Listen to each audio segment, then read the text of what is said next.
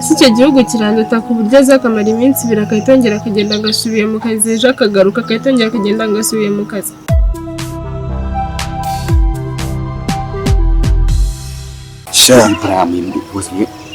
Muvandimwe wanjye byagenze gute? Byagenze bite se mwana? Urabizi ko nagiye mu gisirikare. Wavuye gute n'icyo cyakubye? Nabonye atari ibintu byanjye pe. Nabonye atari ibintu byanjye. Agenda ngira gute? Pe naragikunda. Uzi ko twakoze nyine dukunda igisirikare nge nawe. Dukunda igihugu rwose. Uzakorera igihugu. Byagenze gute? Numvaga igihugu cyanjye nzakitangira u Rwanda rwambyaye.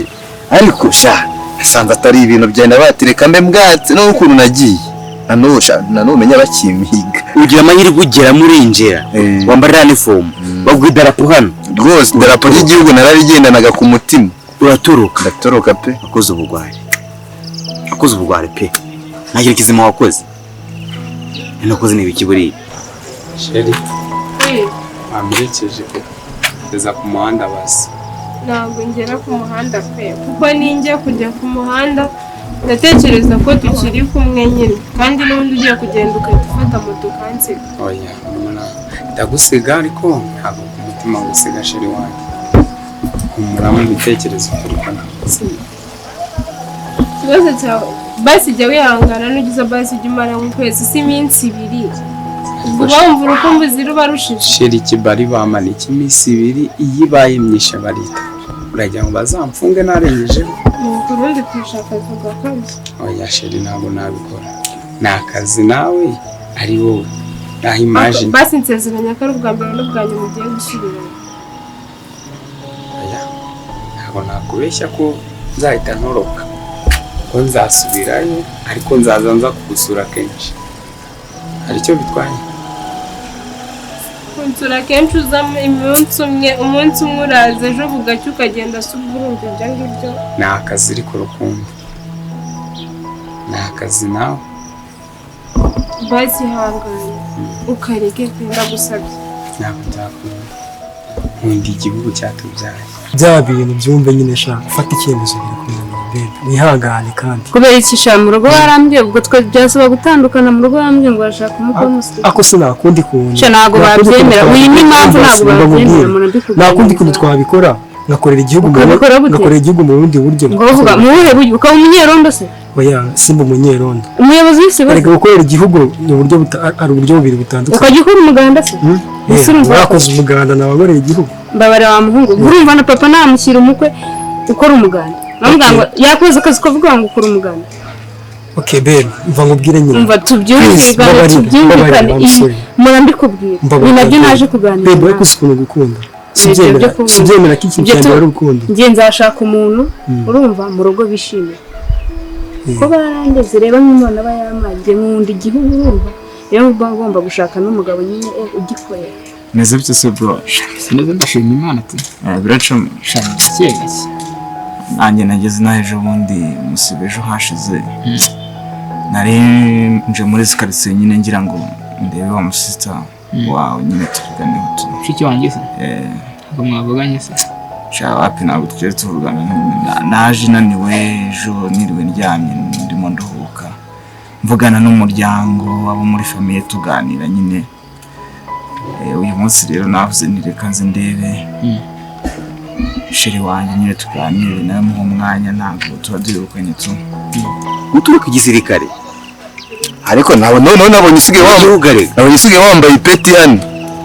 Ngewe baranzamuye ngiye mu ntebe. Sha rwose nayibonye waragikoreye mwana. Ukuntu wagiharaniraga mu bwana bwawe umbwira ngo gutya na gutya ugomba kuba majoro kapiteni. None sha ugize Imana urinjira.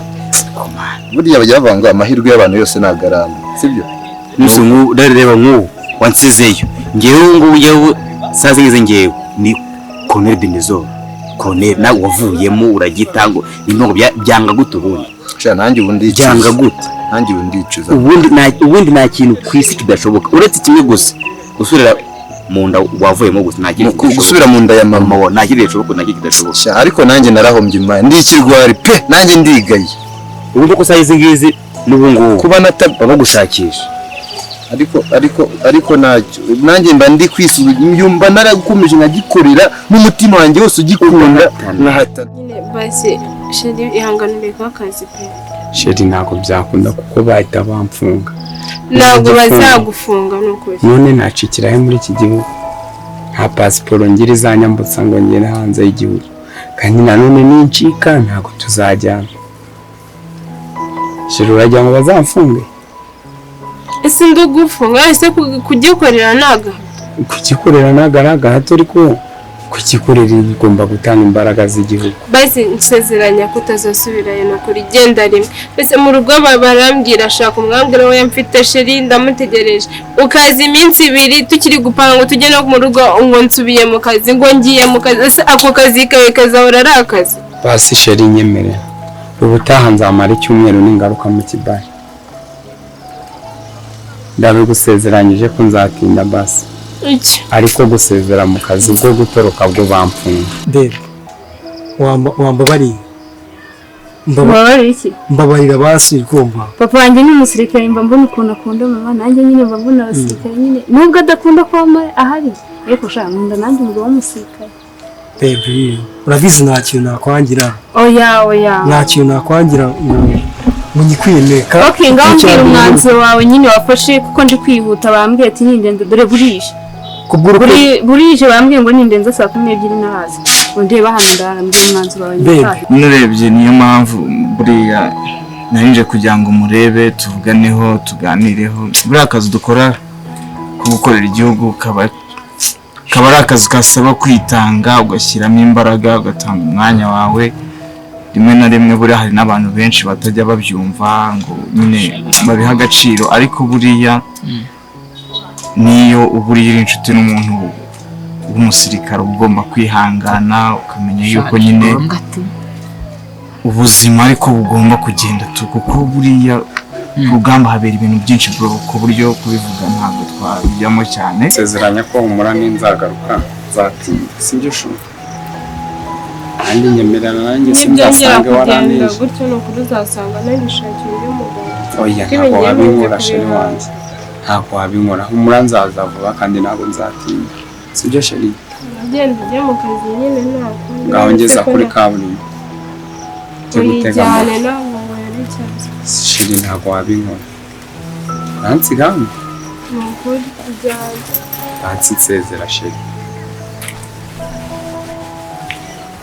sawa sha mwana nanjye ndicuza papa ndicuza kuba naravuye mu gisirikare kandi famille yanjye yose n'abasirikare bakorera igihugu baranakitangira ariko ngiwe nabaye ikirwari bajya bavuga ngo nta muryango utagira ikigoryi nanjye nabaye ikigoryi gikomeye ahubwo kinini uzi ko ari umujama w'inshuti yanjye twahuye umva avuye mu gisirikare nyine ibaze ko nahise numva nanjye mbishaka kujyayo none se sibyo nakubwiraga nahise numva mbishaka aho gukorera igihugu ni byiza nyine kubera urukundo ngukunda ndabyemeye urabyemeye waw Bebe ndagukunda cyane subiza nta kintu nakwangira subiza imana reka mubwire ngiye gutaha nyine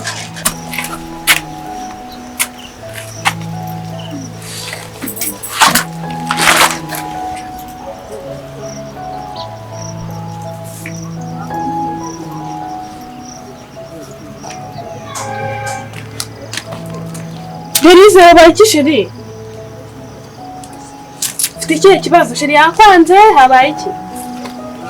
Mwana njye nange yo nkuzaniye amakuru ngasanga wababaye. Cyaragiye. Agiye hese arapfuye? Nyine shumbwira yabaye iki? Nyine aragiye asubiye mu kazi. Asubiye mu kazi? Harya wambwiye ko ari umusirikare? Ese ibyo nibyo byakubabaje ngo shira ngo agiye mu kazi ntisaruga agiye gupfa agiye se wagira amahirwe make bakamurasa nubwo nabyifuye umva ayo mahirwe wikwirirwa yatekereza ibyo bintu byihorere agomba kugaruka reka agiye gukorera igihugu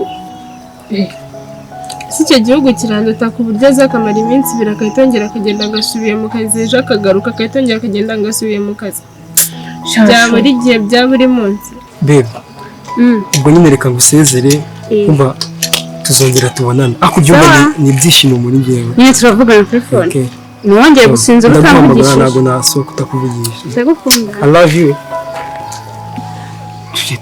tujya tubona n'abantu ukuntu biba bimeze usanga agiye amaze imyaka ingahe amaye nka data niwe ukabona ntagarutse ushaka ari danje iyo ugiye hari ukagaruka nyagasani yewe ndashaka kuri ariko nanone nubwo bimeze gutyo umuntu ntiyatinya ko buriho kugira ngo amaraso yawe azameneke nta kindi kintu kizima ameneke buriya tuba dukwiye kuberaho abandi kuko ni na kimana yaturemeye so ndatekereza ko kuba uyu munsi n'uwundi w'aka kanya kuri njyewe ndabyishimiye. Sha mwana nta muryango utagira ikigoryi ndi ikigoryi.